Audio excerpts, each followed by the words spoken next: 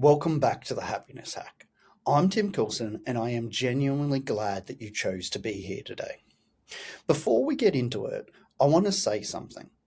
If you are listening to this in the middle of a difficult week or at the end of a long day where you gave more than you actually had, then this episode is going to feel personal.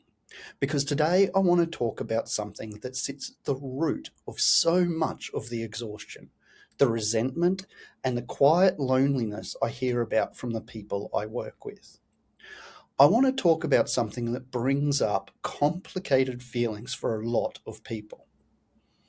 It is something that has been misunderstood, weaponized, and used as an excuse by the wrong people at the wrong times, but also something that when it is understood and used correctly, might just be one of the most genuinely liberating ideas in the whole space of emotional well-being.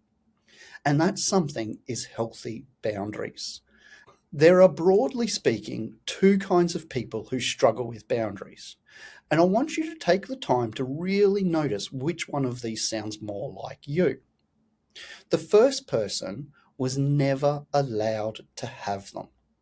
They were raised or conditioned to believe that their needs were an inconvenience, that saying no was selfish, that love meant always being available, always absorbing, always saying yes, even when every part of you wanted to say no.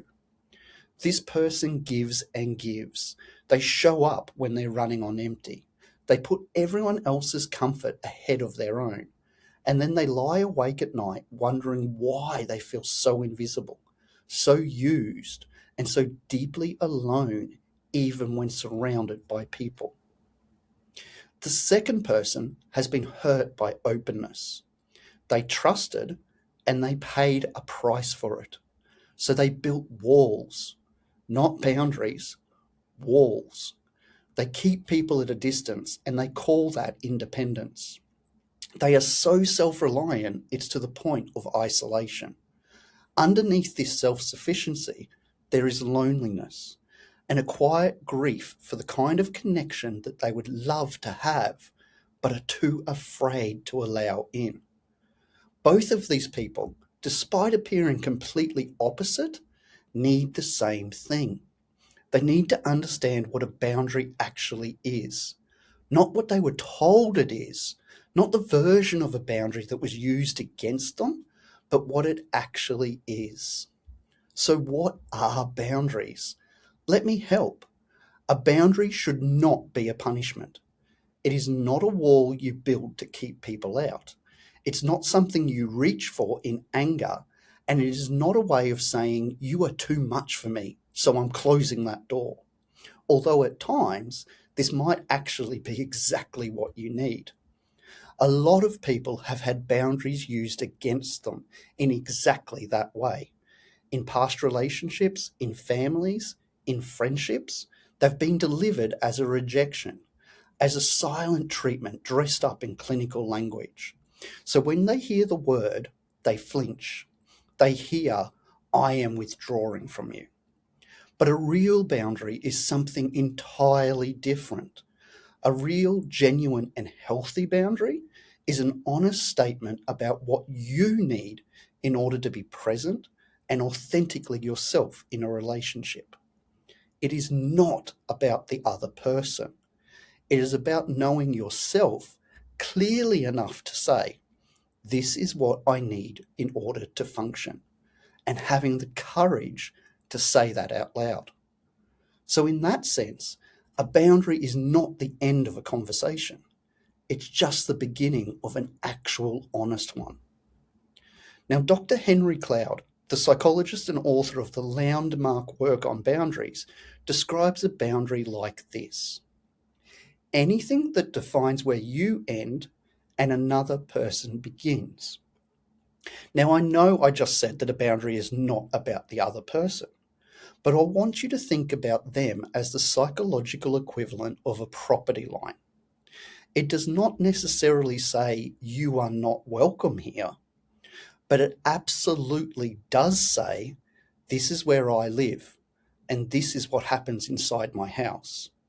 Here is what is mine to manage, and here is what belongs to you. Cloud's research and the decades of clinical work that followed it found something important. People without clear limits and boundaries do not just suffer emotionally, they suffer relationally. Because when you have no clear sense of where you end and another person begins, you cannot truly give from a place of genuine choice. You give from obligation, from fear, from the belief that your love is conditional on your availability. And the people receiving that kind of love often feel the weight underneath it. It is love carrying the subtle charge of resentment. Brené Brown, whose research on vulnerability and connection has reshaped how we think about relationships, found something that consistently surprised the people that she interviewed. The most compassionate people in her studies were also the ones with the most healthy boundaries. When she explored why, the answer was clear. They had learned that compassion without limits led to resentment, and resentment is the slow erosion of everything genuine between two people. Brown describes a boundary simply as knowing what is okay and what is not okay. Now, that's not a complicated therapeutic framework. And importantly, it's not something that requires months of work before you can become available to you. All it needs is clarity, simply honesty about what you need, and then the courage to come ahead and say it. And here is the piece from positive psychology that I really want you to hold on to. People who report the highest levels of relational satisfaction and authentic connection are not the people who give the most. They are the people who give from the strongest sense of self. People who know their limits, honor them, and communicate them. This makes us far more present, far more satisfied, and far more connected than those who give everything and end up with nothing left. I want to stop here for a moment because I know that for some of you, the idea of having a boundary feels genuinely impossible right now. Not because you don't understand the concept, but because the cost of having one feels too high. I've been there. For years, I held a porous boundary with my abusive and narcissistic ex, convincing myself that my suffering was worth it for my son, and that in the long run, I would be rewarded. So if you are co-parenting with someone who does not respect limits, if you are in a family dynamic where expressing any need is met with guilt, conflict, or silent treatment, if you've tried to draw a line before and then had it used against you, or even if the story you observed early and deeply was that needing things made you difficult, I want you to know that I see you. I understand, and I am here to tell you that you are not too difficult, that your boundaries are absolutely valid, and that you deserve to express them.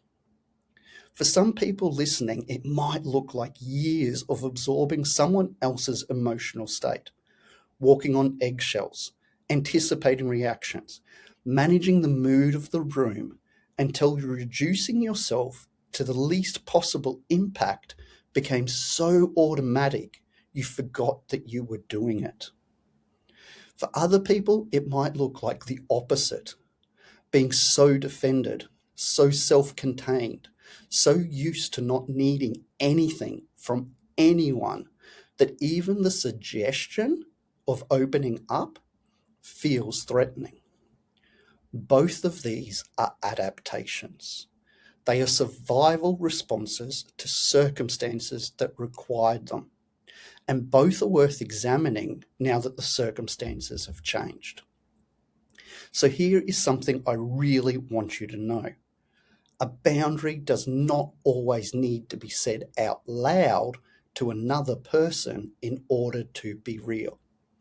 In fact, some of the most important boundaries are internal. They're the decisions you make inside yourself about what you will and will not accept. The moment you say quietly to yourself, I am not going to take responsibility for another person's emotional regulation anymore, I am not going to keep apologizing for having needs, that internal decision becomes a healthy boundary, and all the external boundaries begin to grow from there. So what do healthy boundaries actually look like in practice? I want to make this practical for you because I find that people generally understand the concept of boundaries well before they understand what one actually looks and feels like for them. A healthy boundary sounds like, I'm not available for phone calls between 5 and 8 p.m. on school nights because that time is for the kids and then for me. Or it might be, I need 24 hours before a change to the schedule. Or I will not continue this conversation because it's become disrespectful. I'm going to step away if that happens again. These are not attacks. They are not ultimatums. They are simply honest statements of what you need in order to function at your most authentic.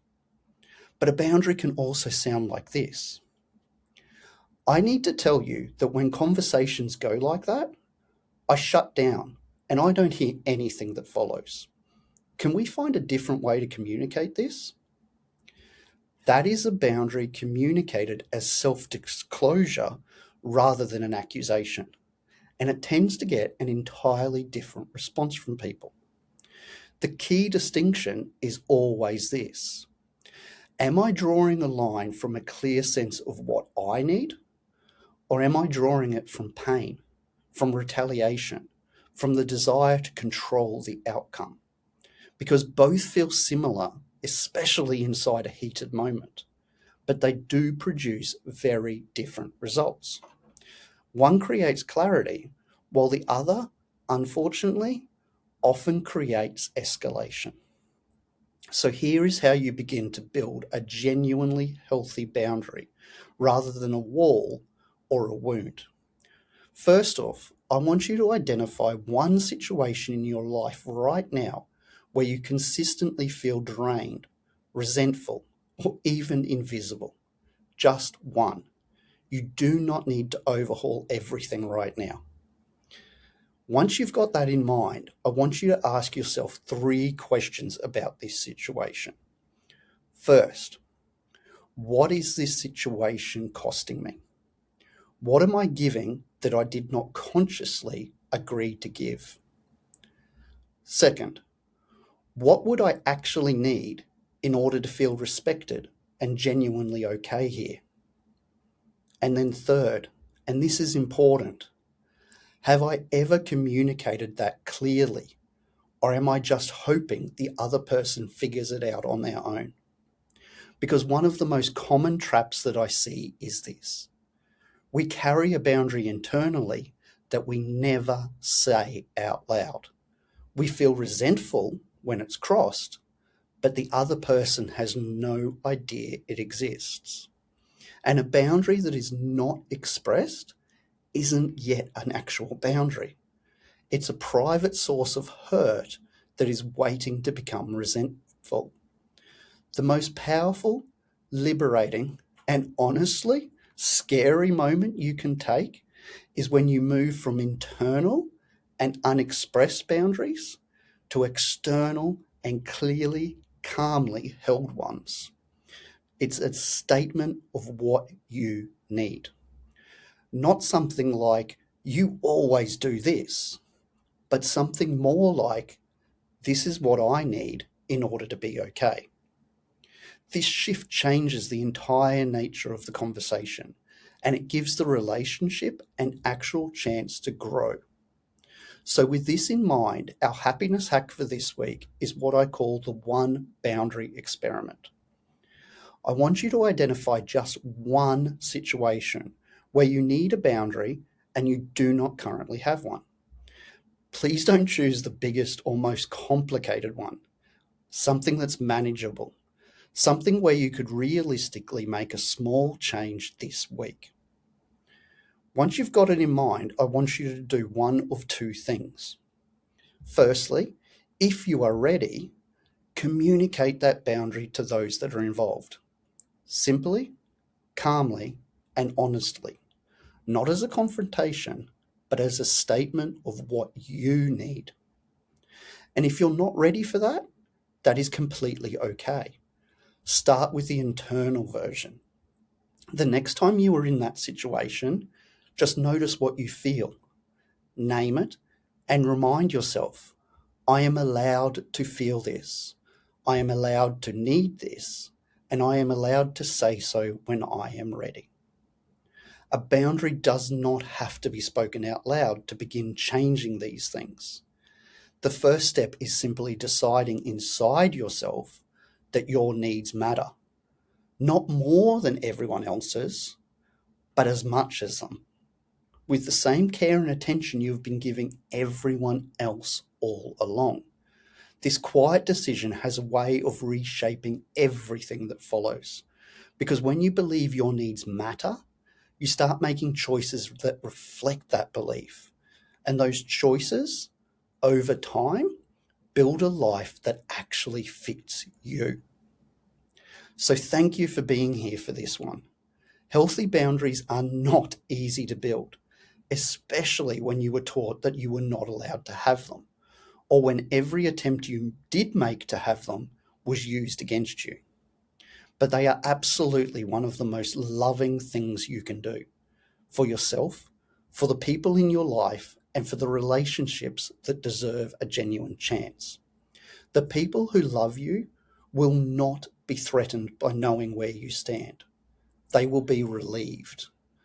And the relationships that collapse the moment you ask for something real were never as solid as they appeared anyway. The only people who express frustration or irritation when you calmly explain your healthy boundary are those that were never respecting them in the first place. So if this episode resonated, please share it with someone who needs to hear it. And when you're ready to go deeper, or if you need help in expressing your own healthy boundaries, then you can find me at timcoulson.com, tim-coulson.com, or send me a DM. I'm Tim Coulson. This is the Happiness Hack, and the day is what you make it.